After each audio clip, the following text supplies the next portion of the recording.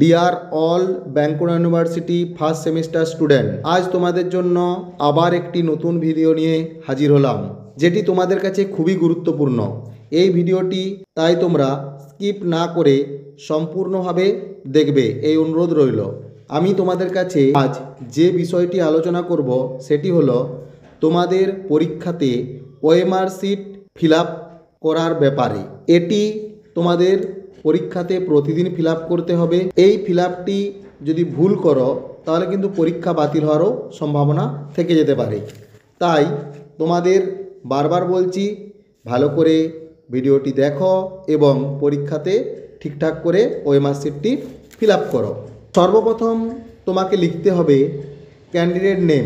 যেমন ধরো তোমার নাম সুরজ পাল, তুমি কি লিখবে? ওই ক্যান্ডিডেট নেমের জায়গায় এখানে তোমরা নিজের নামটি লিখবে। এরপর লিখবে কোর্স টাইটেল। এরপর তোমাকে লিখতে হবে রেজিস্ট্রেশন নাম্বার। এক্ষেত্রে তোমাকে বলে রাখি যে প্রথমে তোমাকে কি করতে হবে, করতে হবে রেজিস্ট্রেশন নাম্বারটি উপরে যে কন্যা ঘরগুলি থাকছে ওখানে লিখতে হবে। লিখে পরে নিচে যে সংখ্যাটি লিখলে তার সোজা নিচের যে ঘরটি থাকছে সেটি ফিল আপ করতে হবে। যেমন ধরো আমি তোমাদের এখানে একটা রেজিস্ট্রেশন নাম্বার লিখছি। যেমন আমি রেজিস্ট্রেশন নাম্বার লিখলাম 24685 দিয়ে অফ দিয়ে 2024-25 তোমার এটা লেখা থাকবে। কিন্তু মনে রাখবে তোমরা সালের যে সংখ্যাগুলি সেটির শেষ দুটো ডিজিট করে লিখবে, কেননা তুমি সম্পূর্ণ লেখার জায়গা পাবে না। এই যে ধরো আমি 2 লিখলাম, প্রথমে লিখেছি 2, তারপরে 4, তারপরে 6, তারপরে 8, তারপরে 5 দিয়ে অফ দিয়ে 24-25। এই ধরো আমি 2 লিখলাম, এই 2 যে লিখলাম 2-এর সোজা যে 2-এর ঘরটি আছে মানে রাউন্ড যে সার্কেলটি আছে ওই 2 লেখা রাউন্ড সার্কেলটি ফিল আপ করতে হবে। তারপর ধরো 4 আছে, এই 4 আমি লিখলাম, এই 4-এর নিচে যে রাউন্ড সার্কেলের ভিতরে 4 লেখাটি আছে সেই 4-এর ওই রাউন্ড সার্কেলটি ফিল আপ করতে হবে। এভাবে ক্রমশ তোমরা সবগুলো যা সংখ্যাগুলো আছে, ধরো 6 আছে, 6-এর নিচের যে 6 লেখা আছে সেটা ফিল আপ করলে, তারপরে 8 আছে, 8-এর নিচে যে 8 লেখা রাউন্ড সার্কেলটি আছে সেটি ফিল আপ করলে, তারপরে 5 আছে, সে 5-এর নিচে ওই 5টি ফিল আপ করলে, এইভাবে তোমরা ক্রমশ করে যাবে। ঠিক আছে, সবগুলো ফিল আপ হয়ে যাওয়ার পর তোমরা চলে যাবে ইউআইডিতে। ইউআইডির ক্ষেত্রেও সেম। ইউআইডি মানে তোমরা যেটা ফর্ম ফিল আপ করে অ্যাডমিটে যে ইউআইডি নাম্বারটা দেওয়া থাকবে সেই ইউআইডি নাম্বারটা প্রথমে উপরে 4 কোণা যে ঘরগুলো থাকবে ওখানে লিখবে, তার নিচে ওই একইভাবে এগুলো ফিল আপ করবে। ঠিক আছে, তারপর তোমাকে লিখতে হবে কোর্স আইডির ক্ষেত্রেও সেম। উপরে 4 কোণা ঘরে কোর্স আইডিটা লিখলে তার নিচে যে সংখ্যাগুলো তুমি লিখছো সেই সংখ্যাগুলো ঠিক সোজা নিচে সেই ঘরটি ফিল আপ করবে। তারপরে তোমাকে লিখতে হবে সেন্টার কোড। তোমরা যে জায়গায় পরীক্ষা দেবে সেইখানে সেন্টার কোড পাবে, সেন্টার কোড সেই জায়গার সেন্টার কোড তোমাকে লিখতে হবে। তারপরে তোমাকে লিখতে হবে ফার্স্ট হাফ, কারণ তোমাদের ফার্স্ট সেমিস্টারে সকলেই পরীক্ষা শুরু হচ্ছে 11 থেকে, তাই তোমাকে সেখানে ফার্স্ট হাফ লিখতে হবে। এরপরে সকলেই তোমরা বেশিরভাগ ক্যান্ডিডেট রেগুলার, তারা সবাই রেগুলার করবে। কিছুজন যারা গত বছর ব্যাক পেয়েছে বা উত্তীর্ণ হতে পারেনি তাদের ক্ষেত্রে লিখতে হবে এসএনসি। তারপর তোমাকে লিখতে হবে তার ডান সাইডে সই করতে হবে, সই করে নিচে ডেট দিতে হবে।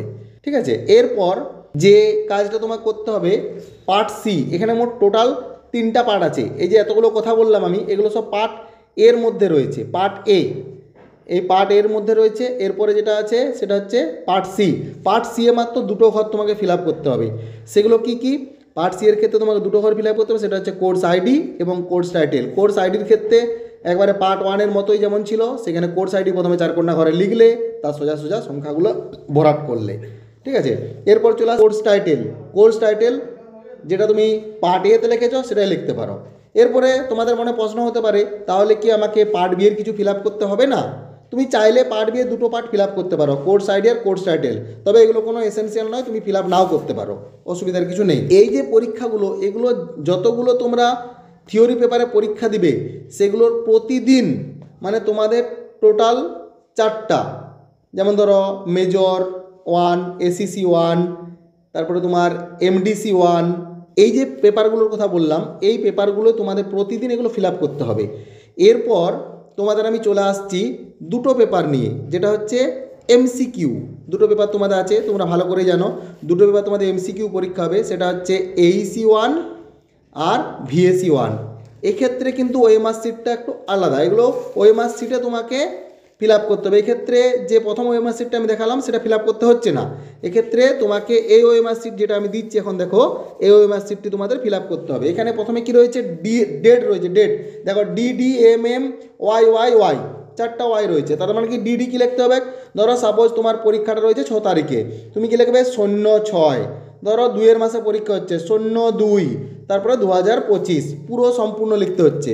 এরপরে কোর্স টাইটেল যেটা আমি বললাম, সমস্ত জিনিসগুলো, এই যে জিনিসগুলো এগুলো সবগুলো কিন্তু তুমি কি যাবে তোমার অ্যাডমিটে পাবে। এটার জন্য বিভ্রান্ত হওয়ার কোনো কারণ নেই, আমি এগুলো কোথায় পাবো, কী করব, সমস্ত জিনিস তুমি অ্যাডমিটের মধ্যে পেয়ে যাবে। তো কোর্স টাইটেল লিখলে যেদিন যা পরীক্ষা আছে, ধরো এইসির দিনে এইসি টাইটেলে কম্পালসারি ইংলিশ আছে, আর ভিএসসির দিনে টাইটেলে তোমার আছে সেই ভিএসসি টাইটেলে লিখলে।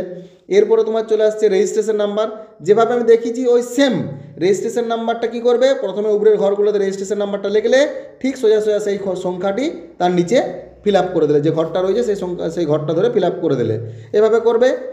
আর ইউআইডি যেটা আগে দেখালাম ওই একইভাবে, ঠিক আছে।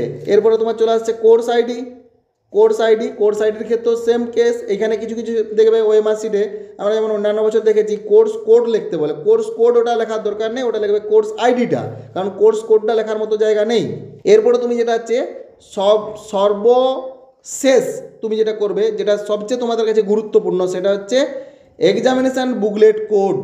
এটা যদি তুমি ভুল করে দাও তাহলে তোমার পরীক্ষাটা পুরো ক্যান্সেল হয়ে যাবে। তার কারণ কি, তার কারণ হচ্ছে এখানে এই যে পরীক্ষাগুলো ওএমআর শিটগুলো এগুলো সবগুলোই কিন্তু কম্পিউটারে দেখা হয়, ঠিক আছে। এখানে তোমাকে এক্সামিনেশান বুকলেট কোড তুমি যেটা পাবে, কোনো বছর কি থাকে ABCD থাকে, কোনো বছর কি থাকে 1 2 3 4 থাকে। তো এখানে ভয় পাওয়ার কোনো কারণ নেই। তো ধরো সাপোজ তোমার ABCD আছে, তুমি কি করবে, উপরে যে 4 কোণা ঘরটি রয়েছে, এই যে দেখো 4 কোণা ঘরটি রয়েছে, এটিতে তুমি কি লিখলে, A লিখলে, তার নিচে এটি ফিল আপ করে দিলে।